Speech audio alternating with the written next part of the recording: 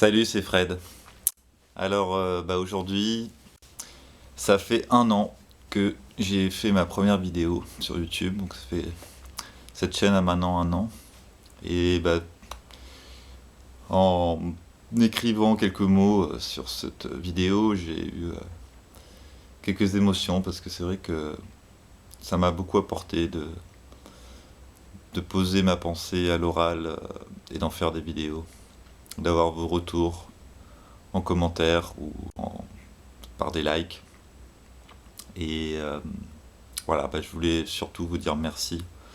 J'ai beaucoup de gratitude parce que j'ai rencontré virtuellement beaucoup de personnes qui, la plupart du temps, ont eu des conseils bienveillants ou partager des informations, des idées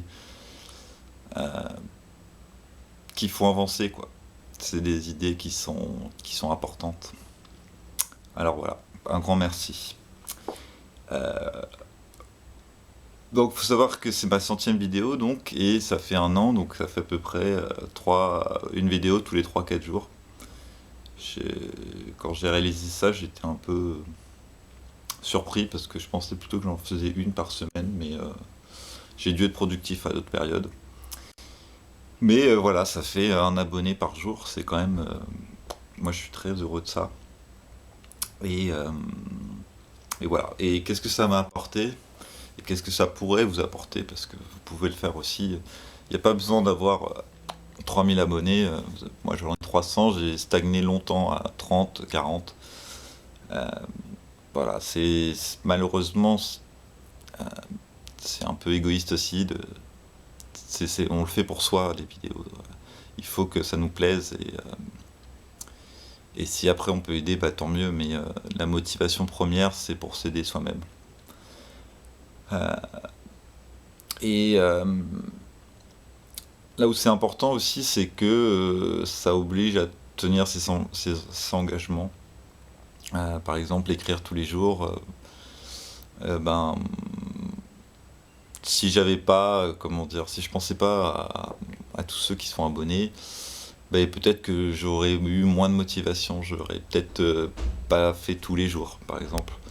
Et, euh, et pour ça, c'est vraiment bien parce que tu sais que tu as une petite pression sociale. Euh, Ce qu'il y a de bien aussi, c'est que des milliers d'idées ont germé. Soit des idées qu'on m'a données, soit des idées que j'ai eues moi-même.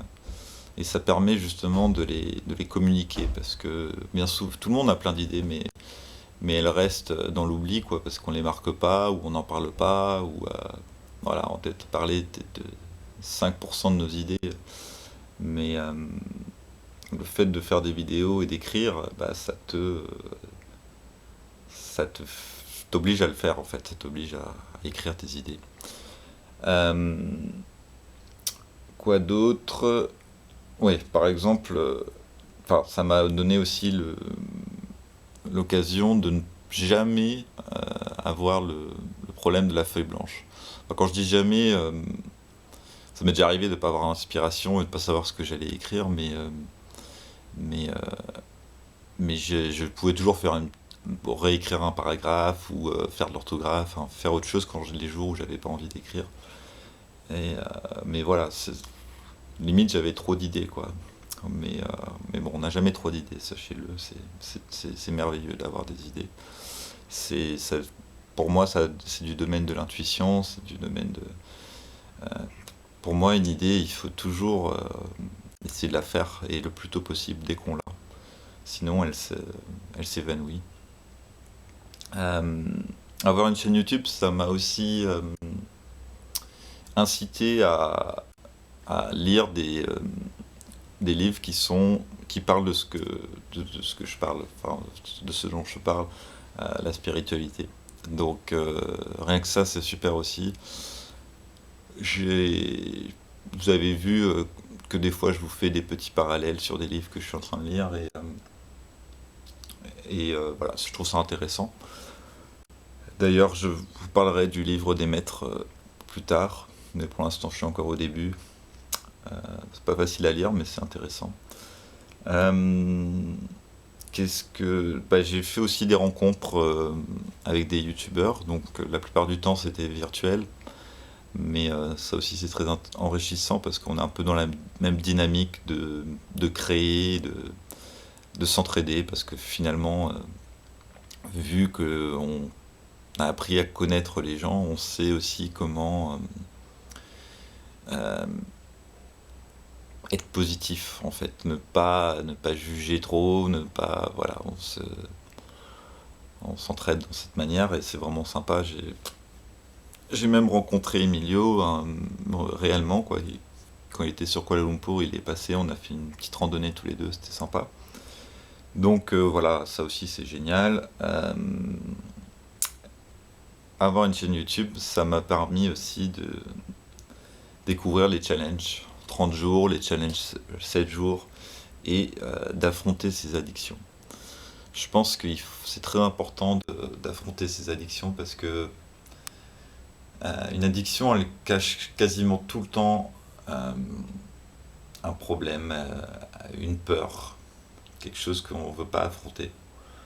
Euh, Ça permet de comprendre ce qui se cache derrière chacune des addictions. Ou des fois, toutes les addictions mènent à la même peur. Mais, euh, mais voilà. Et vous le savez, la meilleure antidote pour ça, c'est l'amour, bien sûr. C'est affronter sa peur et être dans l'amour. Euh, Qu'est-ce que j'ai eu d'autre? Paradoxalement,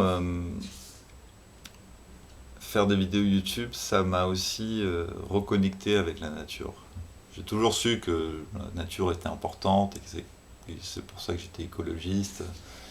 Mais, euh, mais là, ça m'a permis de le faire, quoi. Par exemple, quand je ramasse les déchets dans la nature ou quand je me force à y aller au moins une fois par mois tout seul, et ben ça m'apporte beaucoup.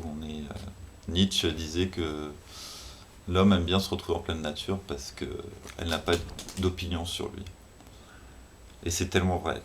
Et d'ailleurs, voilà, si je peux vous donner une petite astuce que vous pouvez donner à d'autres s'ils sont déprimés, anxieux, stressés, eh ben, essayez une chose. Vous prenez 10 minutes, vous trouvez un arbre, vous mettez à son tronc, à la base, et vous posez votre dos dessus. Et voilà, et vous faites rien. Vous juste vous ressentez. Et je vous garantis que si vous faites ça régulièrement, vous irez mieux, c'est sûr. Voilà, voilà. Et puis surtout, j'ai appris une chose très importante, parce que depuis très longtemps, depuis tout le temps peut-être, mon but, ça a toujours été d'être heureux, de faire les choix du bonheur. Et en fait, cette année m'a permis de réaliser que c'est une fausse route, en fait. Et, euh, et après, je dis pas non, bien sûr, il faut faire les choix du bonheur, il faut le souhaiter aux autres. Ce que je veux dire, c'est que c'est pas un bon objectif, parce que c'est sans fin. Et le bonheur, vous le savez, n'est pas éternel, c'est des périodes de bonheur, c'est des moments, et, euh, et je tiens à remercier Ernesto, parce que c'est lui qui a répondu à cette question de manière, enfin, sans que lui s'en rende compte, enfin, que pour moi c'était super important ce qu'il m'a dit. Euh, Parce qu'en fait, chercher le bonheur, comme il dit, c'est un peu une pub en fait. C'est un produit que l'on veut, quoi, que notre ego veut, que notre mental veut, et que notre âme veut peut-être aussi. Je ne sais pas. Mais en fait, ce qu'il faut rechercher, c'est la sérénité. C'est tout. Parce que si on est dans la paix, et on peut être dans la paix tout le temps, eh bien, elle peut être éternelle. La paix ne peut ne jamais s'arrêter. Et voilà, c'est ce que je vous souhaite. C'est de trouver cette sérénité. Je sais qu'aujourd'hui, il y a très peu de choses qui m'affecteraient durablement. Bien sûr, sur le court terme, au contraire, je pense que je vais réagir beaucoup plus